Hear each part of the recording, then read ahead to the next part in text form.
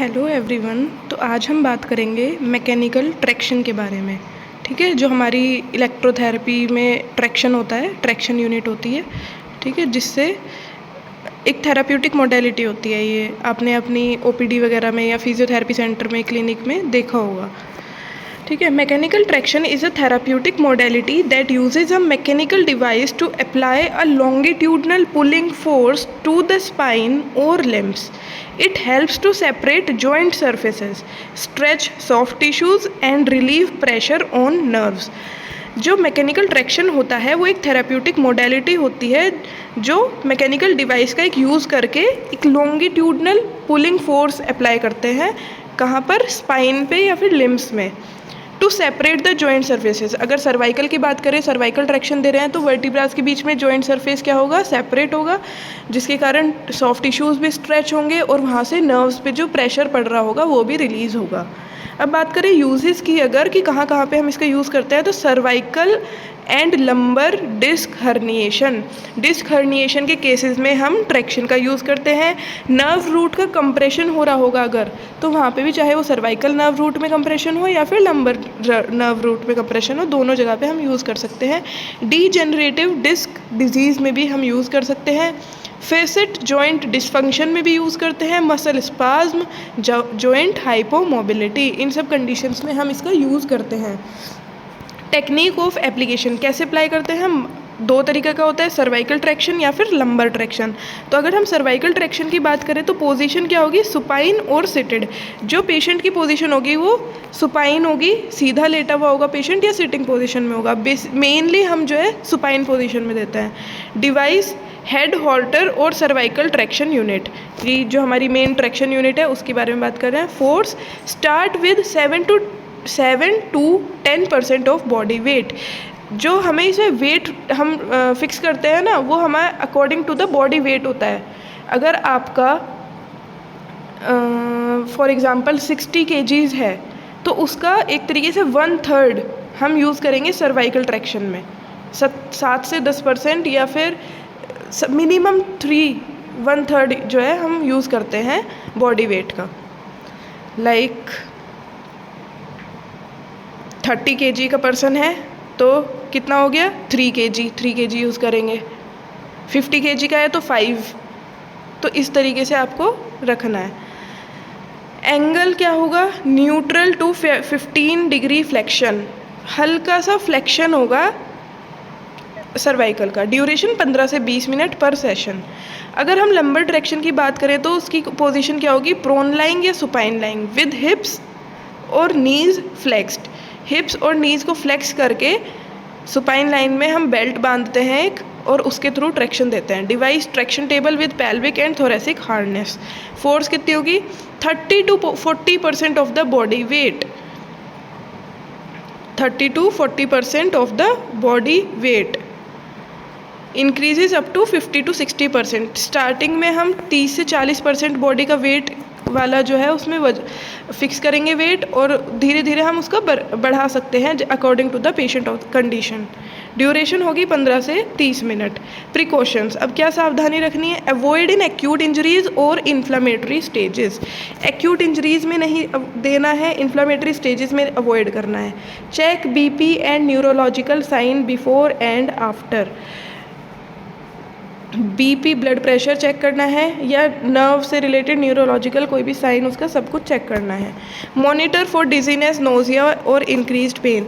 आपको बीच बीच में पूछते रहना है, चक्कर तो नहीं आ रहे हैं, वॉमिटिंग जैसा तो नहीं हो रहा है, ठीक है, पेन बढ़ तो नहीं रहा है, तो आप बार बार उससे पूछते रहेंगे। Do not exceed wait limit. Wait limit को कभी भी ज़्यादा एक्सीड नहीं करना है, एक लिमिटेड वेट में ही देना है। मिनिमम जितना हो सकता है उतना ही दो। अगर उसको मिनिमम में नहीं आ रहा है तो हल्का सा वेट इंक्रीज़ कर दो, बट एक लिमिट से ज़्यादा इंक्रीज़ नहीं करना है।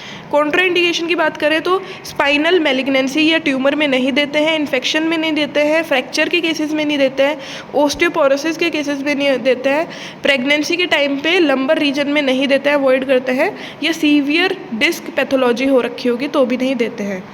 अब बात करते हैं हम कंटिन्यूस पैसिव मोशन की। कंटिन्यूस पैसिव मोशन एक दूसरा टॉपिक है हमारा इलेक्ट्रोथेरेपी का ही। तो continuous passive motion is a therapeutic device that continuously moves a joint through a controlled range of motion without patient effort. It is mostly used post operatively to maintain joint mobility and promote healing. CPM continuous passive motion एक therapeutic device है जो continuously लगातार joint को move करती रहती है एक controlled range of motion में, ठीक है। पेशेंट कोई एफर्ट नहीं कर रहा है और वो रेंज ऑफ मोशन चल रहा है उसका। It is mostly used post operatively to maintain joint mobility and promote healing. अब बात करते हैं इसके यूजेस की। पोस्ट ऑपरेटिव नी रिप्लेसमेंट और ACL रिकंस्ट्रक्शन। कौन कौन से केसेस में हम देते हैं? नी का रिप्लेसमेंट हुआ हो तो ऑपरेशन के बाद हम CPM देते हैं, क्योंकि वो एक्टिवली उसको मूव नहीं कर सकता है, तो ऑपरेशन के बाद CPM के थ्रू हम उसका नी का फ्लेक्शन या उसकी रेंज को एक कंट्रोल्ड मैनर में मूव करते हैं। या ACL का रिकंस्ट्रक्शन हुआ हो उसके केसेस में भी आफ्टर आर्थ्रोटॉमी और आर्थ्रोप्लास्टी, जॉइंट रिप्लेसमेंट ही है ये भी, ठीक है। टू रेड्यूस जॉइंट स्टिफनेस को, बहुत ज़्यादा स्टिफ जॉइंट है, मूव नहीं हो पा रहा है एक्टिवली, ठीक है, और पैसिवली कर रहे हैं वो तब भी पेन आ रहा है, तो उसको CPM के थ्रू मूव कराएंगे ताकि एक कंट्रोल्ड फोर्स के साथ एक कंट्रोल्ड मैनर में रेंज उसकी इंक्रीज हो जाए। Prevent adhesions and contractures, enhance synovial fluid production for joint nutrition. बात करें टेक्निक ऑफ एप्लीकेशन की, कैसे कैसे इसको करते हैं। Joint commonly used for knee but can be used for shoulder, hip and elbow. सबसे ज़्यादा ये नी में यूज़ करा जाता है, ठीक है, नी जॉइंट के लिए, लेकिन हम इसको शोल्डर जॉइंट या हिप जॉइंट या एल्बो जॉइंट के लिए भी यूज़ कर सकते हैं। पोजीशन की बात करें, पेशेंट लाइज इन सुपाइन और रिक्लाइंड पोजीशन, ज़्यादातर सुपाइन लाइन पोजीशन में ही देते हैं। सेटिंग की बात करें अगर, रेंज होगी set initial range of motion, for example 0 degree to 40 degree, gradually increase, धीरे धीरे इंक्रीज करनी है। ये नहीं कि एक बार में ही आपने बिल्कुल हाई रेंज सेट करके और पेशेंट को उस पर लगा दिया हो, अप्लाई कर दिया हो, लेकिन ऐसा नहीं करना। पहले आपको मिनिमम रेंज रखनी है, फिर धीरे धीरे उसको ही ग्रेजुअली इंक्रीज करनी है।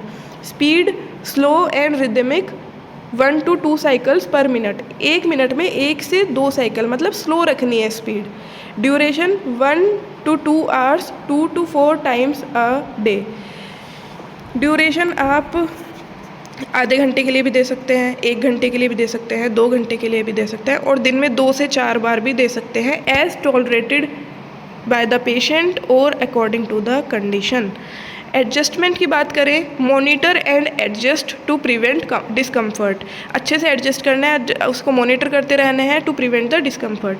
प्रिकॉशंस की बात करें अगर हम, क्या सावधानी रखनी है, अवॉइड इन अनस्टेबल फ्रैक्चर्स और अनहील्ड वुंड्स, जो वुंड्स हील नहीं हुए हैं या जो फ्रैक्चर अभी भी अनस्टेबल है उसमें नहीं देते हैं। मॉनिटर फॉर स्वेलिंग, पेन और skin irritation. Ensure proper alignment of limb, maintain cleanliness of device, check for machine malfunction. तो ये सब चीज़ें आपको सावधानी रखनी है कि मशीन प्रॉपर्ली वर्किंग है या नहीं है, साफ़ है, साफ़ सुथरी होनी चाहिए, क्योंकि आप अगर नी रिप्लेसमेंट के केसेस में दे रहे हो तो वहाँ पे बहुत ज़्यादा इन्फेक्शन के होने के चांसेस रहते हैं। तो आपकी हैंड्स में ग्लव्स होने चाहिए, मशीन बिल्कुल स्टेरिलाइज्ड होनी चाहिए, सारी चीज़ें आपको ध्यान रखनी है। सो ये था हमारा CPM continuous passive motion and mechanical traction, दोनों टॉपिक हमारे कंप्लीट हो गए हैं। इस